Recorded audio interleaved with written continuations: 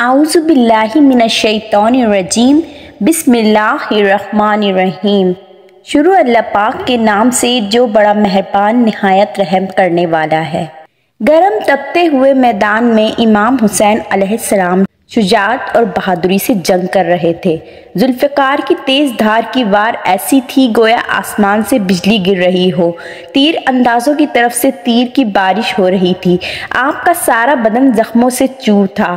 امام حسین علیہ السلام دشمن کی فوج پر حملہ کرتے جاتے تھے جن کی تعداد 30,000 تھی اور انہیں کیڑے مکوڑوں کی طرح منتشر کر دیتے تھے۔ اچانک نیزہ داروں کی ایک جماعت نے آپ پر حملہ کر دیا۔ ایک سپاہی نے تیر چلایا جو آپ کے لاپ دہن مبارک پر لگا۔ امام حسین علیہ السلام نے دہن مبارک سے خون چلو میں لیا اور آسمان کی جانب پھینکا اور فرمایا، خدایا انہیں نابود کر دیں، ان سب کو ہلاک کر اور ان میں سے کسی کو بھی روئے زمین پر باقی نہ رکھ۔ نبی صلی اللہ علیہ وآلہ وسلم کے پیارے نواسے کو اس بحرمی سے کیوں شہید کیا گیا؟ آپ میدان کربلا کیوں پہنچے؟ آپ کو شہید کرنے والا لشکر کون تھا؟ اور مسلمانوں نے حسین ابن علی کا ساتھ کیوں نہیں دیا؟ ان حقائق کو اس ویڈیو میں ہم مکمل جاننے کی کوشش کریں گے اور کربلا کے اس عظیم واقعے کو مختصر پیش کریں گے۔ واقعہ کربلا صرف تاریخ اسلام ہی نہیں بلکہ تاریخ انسانیت کا بہت دردناک واقعہ ہے۔ یہ دنیا کا واحد ایسا واقعہ ہے جس سے عالم کی تمام چیزیں متاثر ہوئیں۔ آسمان متاثر ہوا، زمین متاثر ہوئی، سورج اور چاند ایسے متاثر ہوئے کہ شفق کی سرخی نے آسمان لال کر دیا۔ یہ وہ غم انگیز اور المناک واقعہ تھا جس نے جاندار اور بے جان کو خون کے آنسو رلا دیا، جس کا پس منظر نبی پاک صلی اللہ علیہ وآلہ وسلم اور آپ کی اولاد کی دشمنی تھی۔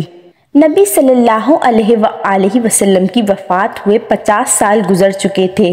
آپ صلی اللہ علیہ وآلہ وسلم کے نواسے امام حسین نماز مغرب کے مصلی پر تشریف فرما تھے۔ مسجد میں حکومت کا ایک سپاہی جوتے سمیت اندر داخل ہوا اور اپنی کمر سے خط نکال کر امام حسین کی طرف پھینکا۔ امام حسین علیہ السلام نے خط اٹھایا اور خط پڑھنے کے بعد فرمایا، انا للہ و انا الیہ راجعون۔ عبداللہ نے پوچھا، اس میں کیا لکھا ہے؟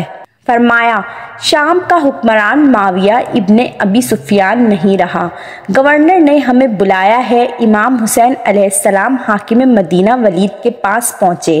ولید نے کہا، یزید بن معاویہ حکمران بن گیا ہے، اس کی بیعت کیجیے۔ امام حسین علیہ السلام نے جواب دیا کہ اہل بیت نبوت کسی کی بیعت نہیں کریں گے۔ امیر معاویہ نے اپنے بعد اپنا جانشین اور عالم اسلام کا خلیفہ اپنے بیٹے یزید کو مقرر کر دیا اور مسلمانوں سے کہا کہ وہ فیصلے کو قبول کر لے۔ اس وقت مدینے میں جو صحابہ کرام موجود تھے، مدینے کے تمام صحابہ کرام نے یزید کے ہاتھوں بیعت کرنے سے انکار کر دیا تھا، جن میں حضرت حسین ابن علی، عبداللہ بن زبیر اور عبد الرحمن بن ابو بکر کے نام بہت اہم ہیں۔ صحابہ کرام کی مخالفت کی وجہ یہ تھی کہ امیر معاویہ نے اپنے بیٹے کو اگلا خلیفہ مقرر کر دیا تھا جو اسلامی مزاج اور شریعت کے خلاف سمجھا گیا تھا۔ اس سے پہلے کسی بھی خلیفہ نے اپنی اولاد اور رشتہ دار کو اپنا ولی عہد اور اپنے بعد خلیفہ منتخب نہیں کیا تھا۔ یہ فیصلہ حضرت حسن کے ساتھ ہوئے معاہدے کے بھی خلاف تھا۔ یزید نے یہ اعلان کروایا کہ امام حسین سے مدینے میں بیعت لی جائے۔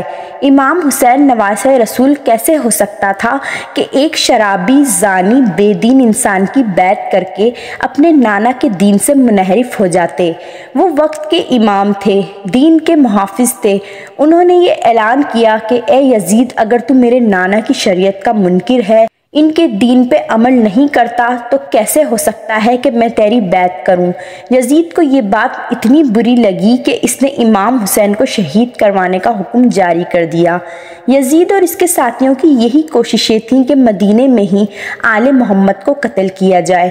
امام حسین کو جیسے ہی اس بات کا علم ہوا تو آپ نے اپنے تمام عزیز و اقارب سے کہا، چلو میں نہیں چاہتا میرا خون ناحق میرے نانا رسول اللہ کے شہر میں بہے، بس آپ اپنے نانا حضرت محمد صلی اللہ علیہ وآلہ وسلم کی قبر مبارک پر آتے ہیں اور رو کے فریاد کرتے ہیں کہ اے نانا اب تیری امت مجھے تیرے شہر میں رہنے نہیں دیتی۔ روتے روتے آپ کی آنکھ لگ جاتی ہے۔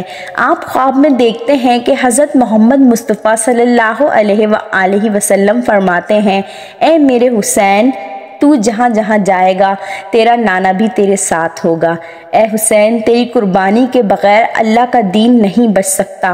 امام حسین خواب سے بیدار ہوتے ہیں، اپنے نانا رسول اللہ کے روضے کو سلام کر کے اپنی ماں سے الوداع کہہ کے تمام بچوں کو ساتھیوں کو لے کے مدینے سے روانہ ہوتے ہیں۔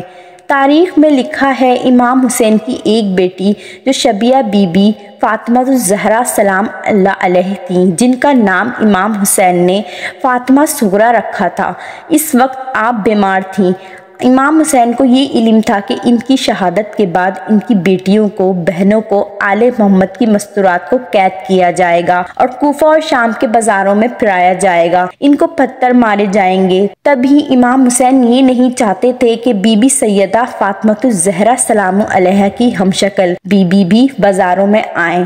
بس اپنی بیٹی سے الوداع کہہ کے مکے کی طرف روانہ ہو جاتے ہیں، کیونکہ مکے میں اللہ کا گھر ہے اور مکے کی زمین پوری دنیا کے لیے امن کی زمین ہے۔ امام حسین مکے میں کچھ ماہ گزارتے ہیں۔ یزید کو یہ علم ہوا کہ امام حسین مدینے سے مکے آ گئے ہیں تو وہ خوشی سے یہ کہتا ہے یہ تو اور اچھا ہو گیا، ہم امام حسین کو کعبۃ اللہ کے طواف کے دوران قتل کریں گے۔ ایک تو کعبہ کی عزت بھی ختم ہو جائے گی نعوذ باللہ، اور امام حسین شہید بھی ہو جائیں گے۔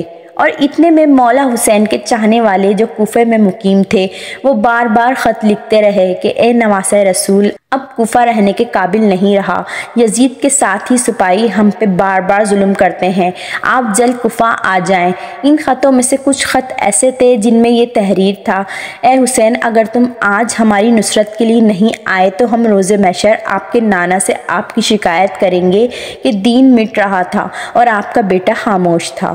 بس امام حسین نے اپنے سفیر مسلم بن عقیل کو کوفے کی طرف روانہ کیا اور یہ فرمایا کہ اے مسلم جا کوفے والوں کے حالات معلوم کر اور اس کے بعد مجھے خط لکھنا، پھر ہم بھی جلد وہیں آ جائیں گے۔ مسلم بن عقیل کوفے پہنچتے ہیں اور دیکھتے ہیں کہ ہزاروں کی تعداد میں مولا حسین کے چاہنے والے امام حسین کے منتظر ہیں۔ آپ نے جب لوگوں کی محبت دیکھی تو ایک خط امام حسین کی طرف مکے روانہ کر دیا اور اس خط میں یہ تحریر تھا کہ اے نواسہ رسول جلد آپ کوفہ آ جائیں تاکہ یہ سارے لوگ جو یزید کے ظلم کی وجہ سے پریشان ہیں آپ کی بیعت کر سکیں۔ جیسے ہی خط حسین کو ملتا ہے تو امام حسین کو پہلے سے ہی معلوم تھا کہ مکے میں ان کو شہید کرنے کی تیاریاں چل رہی ہیں۔ امام حسین نے یہ چاہا کہ ان کے خون سے اللہ کی زمین رنگین نہ ہو اور وہ خود ماننے والے بار بار امام حسین کو طلب کر رہے تھے ان کی بھی حاجت پوری ہو جائے۔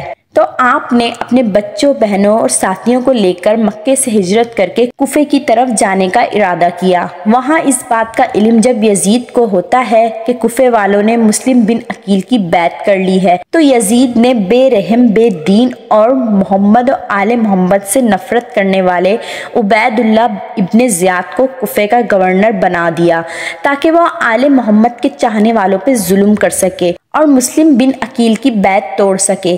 بس ابن زیاد کسی کا سر کٹواتا ہے، کسی کو سونے سے خریدتا ہے، کسی پہ ظلم کرتا ہے، کسی کو لالچ دیتا ہے اور رفتہ رفتہ لوگ حضرت مسلم بن عقیل سے دور ہوتے جاتے ہیں، یہاں تک کہ آپ تنہا رہ جاتے ہیں اور کوفے کی گلیوں میں پھرتے رہتے ہیں اور کہتے رہتے ہیں اے کوفے والوں تم نے تو مجھے خط لکھ کے بلایا تھا اور آج اپنے اپنے گھروں میں ایسے چپ کے بیٹھے ہو جیسے تم مجھے جانتے ہی نہیں ہو۔ حضرت مسلم بن عقیل چلتے چلتے ایک گھر کے پاس آ کر رکتے ہیں اور اس کی دہلیز پر بیٹھ جاتے ہیں۔ اس گھر سے ایک بوڑھی عورت نکلتی ہے، جیسے ہی اس جوان کو دیکھتی ہے تو کہتی ہے اے جوان چلے جاؤ، کیا تمہیں معلوم نہیں کہ گورنر کا حکم ہے کوئی بھی اپنے گھر سے باہر نہ نکلے ورنہ اس کا سر قلم کر دیا جائے گا۔ مسلم بن عقیل فرماتے ہیں میرا تو وطن مدینہ ہے، میرا یہاں کوئی گھر نہیں۔ وہ پوچھتی ہیں تم کون ہو؟ حضرت مسلم بن عقیل فرماتے ہیں میں امام حسین کا سفیر مسلم بن عقیل ہوں۔ وہ بوڑھی عورت فوراً اس کو اپنے گھر لے آتی ہے، کھانا کھلاتی ہیں، پانی پلاتی ہیں اور کہتی ہیں اے جوان آج کی رات یہاں گزار لے، اور کل کہیں دور چلے جانا۔ اس بات کا علم اس بوڑھی عورت کے بیٹے کو ہوتا ہے کہ ابن زیاد نے مسلم کے سر پہ جو بڑا انعام رکھا ہے، جیسے ہی میں ابن زیاد کو یہ خبر سناؤں گا تو اس کے بدلے مجھے بڑا انعام ملے گا۔ بس ابن زیاد کو مسلم بن عقیل کے بارے میں بتا دیتا ہے اور ہزاروں سپاہی مسلم بن عقیل کو گرفتار کرنے ان کے گھر پہنچ جاتے ہیں۔ حضرت مسلم بن عقیل شیر کی طرح تمام سپاہیوں سے لڑتے ہیں۔ جب مولا علی کے اس بھتیجے کا کوئی مقابلہ نہیں کر پاتا تو وہ ایک گڈھا کھودتے ہیں اور مکر سے حضرت مسلم بن عقیل کو اس گڈھے میں گرا دیتے ہیں۔ آپ کو گرفتار کر کے جیسے ہی دربار میں لے کر آتے ہیں، ابن زیاد ہنس کر کہتا ہے، اے مسلم دیکھ، آج ہم نے تجھے گرفتار کر لیا ہے، ان قریب ہم تیرے امام کو بھی شہید کر دیں گے۔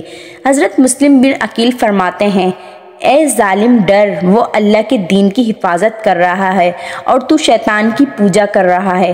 یہ مال و دنیا کب تک کام آئے گی؟ ان قریب تو بھی مر جائے گا، یہ تیرا دبدبہ مرتبہ ختم ہو جائے گا اور اس قبر میں سوائے تمہارے اعمال کے کچھ نہیں ہوگا۔ وہ ہنس ہنس کے کہتے ہیں کہ ہم ان باتوں کو نہیں مانتے۔ پھر وہ کہتے ہیں، اے مسلم، اپنی کوئی خواہش ہو تو بتا۔